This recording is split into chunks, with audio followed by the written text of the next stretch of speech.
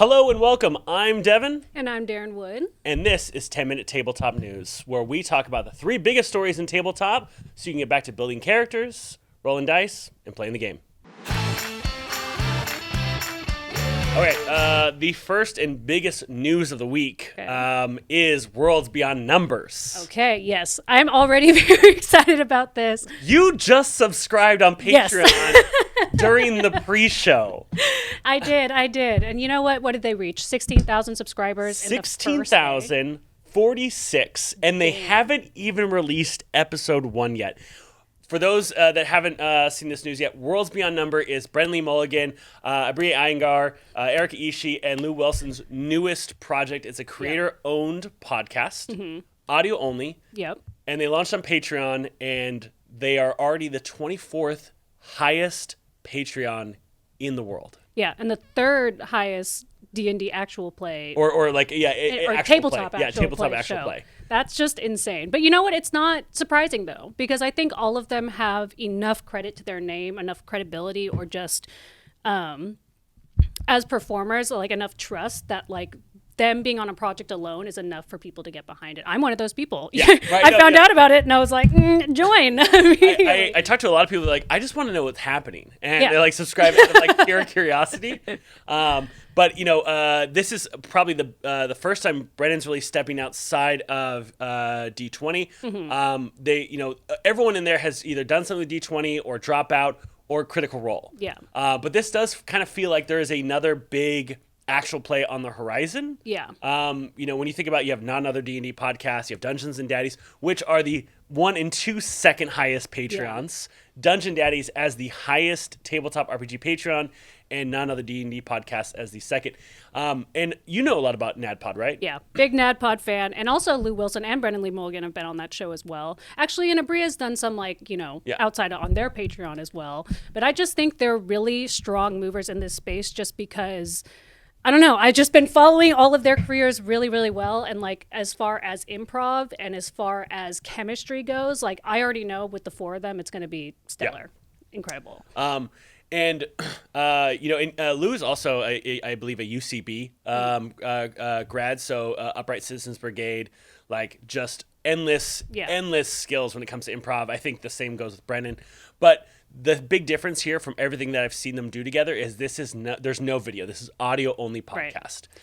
Right. I do think they're all strong enough for that, though. Yeah. I really think that Lou especially I think we talked about this recently, has a really good talent for comedic timing, but always with a purpose. So he does a really good job at doing really chaotic, hilarious characters, but they always have like a heart and an emotional grounding. So it doesn't just get like annoying and slapstick. It's just enjoyable. Yeah. And I think he's really like mastered walking that fine line, and his instincts are like unmatched when it comes to that. Absolutely. And it looks like they're going to be playing D&D 5e for their first one, but the idea of Worlds Beyond Numbers will have no specific system and no specific world. Everything is set in. Yeah. So it's really just a chance for them to all tell their stories. And the first one comes out March 1st.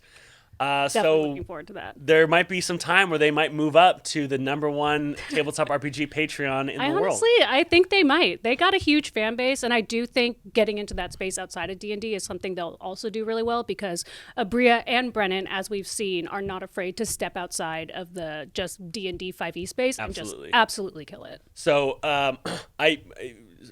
a bet that I think, or is this feels to me like the same kind of energy when Critical Role did their Kickstarter. You know, 9-11 million something dollars from but this feels like this is the tabletop world expanding. Yeah. So, all right.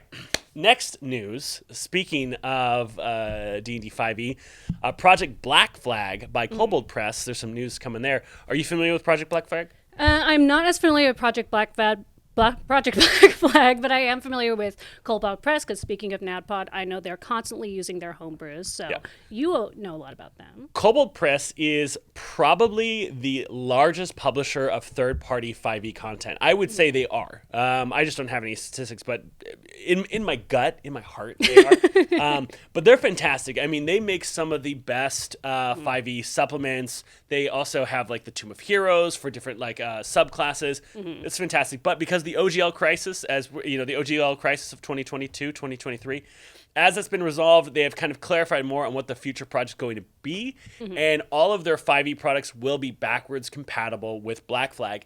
But it also seems like they're expanding and making maybe kind of like an advanced 5th edition, or a 5.5, or maybe a 6th edition that is really building on the core building blocks, and that might be because the SRD was put in the Creative Commons. We'll have to wait and see. But February, right now, they are starting their play tests. Yeah, and then we kind of talked about this earlier, but like with the backwards compatible to 5e, what does that even really mean? So there's got to be some way of like, this is what an armor class is in 5e, and this is like how armor or to hit would be in their new system. And if it's built upon 5e, then maybe you won't see that change so much. Maybe we'll see a lot of language change so that they don't use anything from the SRD or OGL in name recognition. Because when we roll to hit, it's a roll to hit. Maybe it's a roll to armor, or instead of a damage roll, a hit roll. It could be something as simple as that, or it could be some dynamic changes. Yeah. But everyone's gonna be covering it. Nerd Immersion has done a really great job. If you like tabletop breakdowns, check out Nerd Immersion. And they've been doing everything from the 1D&D. They've been covering all the new games. So I'm going to be watching Nerd Immersion to see what they have to say about the Project Black Flag playtest. Yeah, I'm excited. And lastly in news, Hasbro has announced a layoffs. Around 15% of the workforce is being laid off at Hasbro. But this has nothing to do with the OGL. Does it now? I know, right? It might just be, the top of what is to come, the tip of the iceberg of what is to come. So usually, layoffs usually on this size are planned out a little more in advance. But a lot of people is this have something to do with the OGL? But Marketplace was talking about how toy sales have definitely stalled. Yeah. And a lot of companies like Mattel and other toy manufacturers, they surged during COVID because everyone's at home and you just need something to entertain yourself with. And so there's, Hasbro's stock was an all-time high because of COVID. Right. But now that, we live in a post-COVID world, which is a weird thing to say, Hasbro maybe has not readjusted in that demand. And so the big thing is that they're saying that the hit mostly came from toy sales. Yeah, but if this was a long time coming, do you think this has had a large hand in the OGL coming out? Maybe. A big thing is, usually in January and February is when layoffs happen. Right. Right. Banks kind of lead the way. Usually the top 10% of performers are fired just automatically in most banks. So most layoffs happen in the very first quarter of the year. Yeah. And so I'm not surprised, but we all know that Hasbro does not make as much money from its toy lines as it does from things like Magic the Gathering and Wizards of the Coast. Yeah, and we are going to see the effects of this at the end of the quarter in March. And the thing is, Hasbro, they keep so much too close to their chest that we'll never really know how many, what the effect was of people canceling their D&D Beyond accounts because of the OGL. Yeah. But they're going to have to spend a lot of money to do user reacquisition. And I don't think everyone who canceled their account just went and got it back. Yeah. So that's a sunk cost that they're just going to have to eat. So how do you think it's going to manifest itself? Do you think they're going to get double down and go back to it? Or do you think they're going to try to reimagine how they make that money back in other ways, in other franchising? Here's the thing. If I was Hasbro, I would start doing where if you buy the book at a local game store, you get a code for access on D&D Beyond.